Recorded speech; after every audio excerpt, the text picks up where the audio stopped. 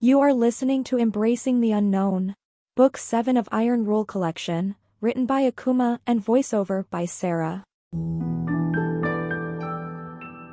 Akumah Audiobooks. Chapter 2, The Journal in the Attic. Jackson's first few days in Ridgewood were a blur of quiet monotony. The air was thick with the scent of pine and damp earth, a stark contrast to the city's usual smog. The silence was deafening, a stark departure from the constant hum of urban life. The Ridgewood Hotel, his father's latest obsession, loomed over the town like a forgotten giant. Once a symbol of luxury, it was now a decaying shell, its peeling paint and crumbling walls a testament to the passage of time. Jackson couldn't fathom why anyone would want to stay there, let alone pay for it. He'd spent the past few days settling into their temporary apartment on the hotel's top floor. It was supposed to be a short-term arrangement, his mom had assured him, but the temporary felt like a lifetime in this sleepy town. One afternoon, desperate to escape the boredom, Jackson ventured deeper into the hotel. The emptiness of the place was both eerie and fascinating. Every footstep echoed through the silent halls, as if he were the only soul in the vast, decaying structure. Each room was a time capsule, frozen in a moment of the past. Dust-covered furniture, peeling wallpaper, and boarded-up windows painted a picture of a bygone era. He could almost imagine the ghosts of the past, the echoes of laughter and clinking glasses, haunting the silent corridors. The end of the hallway led to a narrow staircase that creaked under his weight. At the top, a faded, peeling door marked attic beckoned him. With a hesitant push, the door swung open, revealing a dark, musty space filled with forgotten relics.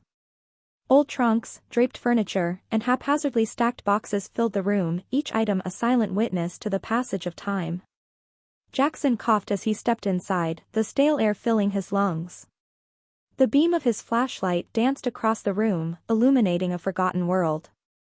A cracked mirror, an antique phonograph, and a dress form draped in a decaying coat were just a few of the relics that caught his eye. It was as if the people who once inhabited this space had vanished, leaving their belongings to gather dust.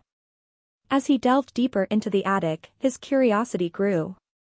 This was a place untouched by time, a hidden treasure trove of secrets. Amidst a pile of old books, he spotted something unusual, a small, leather-bound journal, tucked away as if it had been intentionally hidden. It was different from the other objects, as if it had been placed there, waiting to be discovered. He brushed away the thick layer of dust from the leather-bound journal. The worn cover bore the faded initials E.W. Inside, the first page was filled with an elegant script, Eli West, the name read. Jackson frowned. The name was unfamiliar, but it was clear that this person had once called the hotel home, perhaps decades ago. The next page held a chilling revelation. March 12, 1948, it read, followed by a cryptic message, I don't know how much longer I can stay here.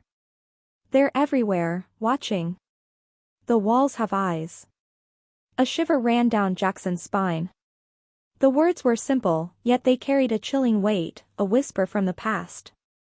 As he delved deeper into the journal, he found a chaotic collection of cramped handwriting, sketches, and strange symbols.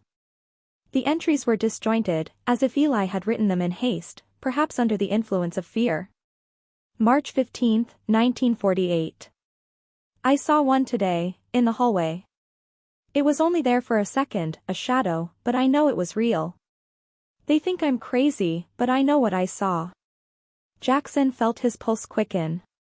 He wasn't sure if Eli was playing a prank or if he genuinely believed he was being haunted, but either way, it was the most interesting thing he'd found since arriving in Ridgewood. He turned to the next entry, dated a few days later. March 20, 1948. There's a map. I found it in the library, hidden inside one of the old books. It shows the layout of the hotel, but there are rooms that aren't on any floor plan. Secret passages, hidden doors. I need to find them before it's too late. Jackson's eyebrows shot up. Secret passages? Hidden rooms? The idea seemed absurd, but he couldn't shake the thrill that sparked in his chest. He looked around the attic, half expecting one of those hidden doors to be right here, just waiting for him to find it. He felt like he'd stumbled into a mystery novel, with him cast as the unwitting detective. He continued flipping through the journal, which was filled with more entries, sketches of strange symbols, and diagrams of rooms with scribbled notes. Eli's paranoia grew with each page, his handwriting becoming messier, his words more frantic. April 3, 1948. The voices are getting louder. I can hear them in the walls, whispering, laughing. I found another door today, hidden behind a tapestry on the 3rd floor. But there was nothing inside, just an empty room. What are they hiding? Jackson's heartbeat quickened as he imagined himself uncovering these hidden places, the thrill of adventure coursing through him. Eli's journal hinted at secrets lurking in every corner of the hotel, shadows just out of sight. He closed the journal and looked around the attic again, half expecting a shadow to move, or a whisper to echo through the empty space. He took a deep breath, pushing down the eerie feeling creeping up his spine. This was just an old journal, probably the ramblings of a bored or lonely person who'd stayed here years ago. But even as he tried to convince himself, he couldn't ignore the sense of anticipation building in his chest. The sound of footsteps on the stairs startled him, and he quickly shoved the journal into his hoodie pocket, just as his mom poked her head through the attic door. "Jax, there you are." "I've been looking everywhere," she said, her eyes scanning the dusty attic. "What are you doing up here?" He shrugged, trying to look casual. "Just checking things out. This place is huge." She chuckled. "Well, just be careful. Some of this old stuff isn't stable." She glanced around, her gaze softening. This attic used to be where they stored guest belongings. People from all over the country came here back in the day. Jackson nodded, though his mind was still on the journal. He couldn't help but wonder if his mom knew about the strange entries hidden up here. But he decided to keep Eli's journal to himself, for now. It was his discovery, his connection to something bigger than the small-town boredom he dreaded. After his mom left, he made his way back to his room, heart still racing with the thrill of his find. As he sat on his bed, he pulled the journal out again, flipping through the pages. Each entry was like a breadcrumb, leading him deeper into the mystery of Ridgewood and its strange, haunted hotel. A map. Eli had mentioned a map in one of the entries. If it still existed, it would be hidden somewhere, just like the journal had been. He made a mental note to check the hotel's library and any of the dusty old books that might still be there. If Eli's journal was telling the truth, then there were hidden rooms and passages just waiting to be found. Jackson felt the beginnings of a plan form in his mind.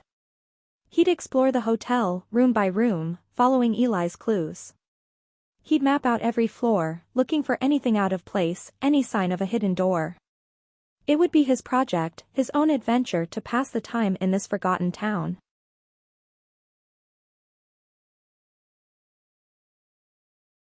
The thought sent a jolt of excitement through him. For the first time since they'd moved, he didn't feel trapped. Instead, he felt like he was on the brink of something thrilling, something he could make his own. As he lay back on his bed, staring at the journal in his hands, he couldn't shake the feeling that this was just the beginning. The Ridgewood Hotel wasn't just an old building, it was a mystery. And he was going to solve it. Akumah Audiobooks. You have reached to the end of the chapter. Click next and continue listening to Akumah Audiobooks. This story consists total of 7 chapters as such 7 videos. Refer to channel playlist for better experience and sequence.